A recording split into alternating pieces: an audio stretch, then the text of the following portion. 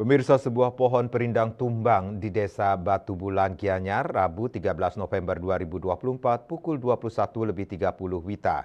Pohon jenis santan itu tumbang menimpa 7 orang korban, 1 di antaranya tewas di tempat kejadian.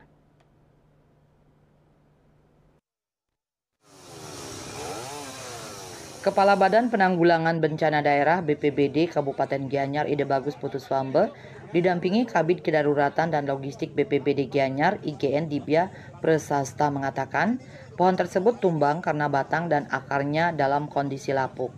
Berdasarkan keterangan saksi Saiful 17 tahun yang merupakan karyawan lalapan Orapodo yang posisi berdekatan dengan lokasi pohon tumbang menyampaikan total ada 7 orang yang berada di sekitar pohon santan yang tumbang tersebut. 3 orang merupakan pelanggan dan 4 orang lainnya merupakan karyawan dan pemilik warung lalapan. Berdasarkan penuturan saksi, saat itu ia sedang bekerja membersihkan atau mencuci piring. Tiba-tiba saja pohon tersebut tumbang dan menimpa 7 orang tersebut.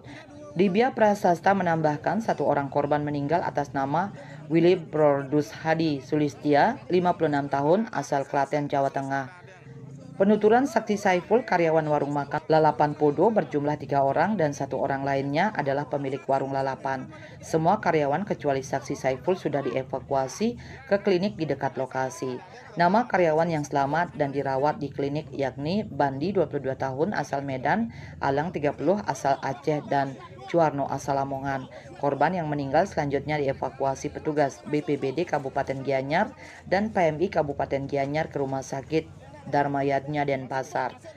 Sementara 6 korban lainnya selamat hanya mengalami luka-luka. Wirnaya Bali Pos melaporkan.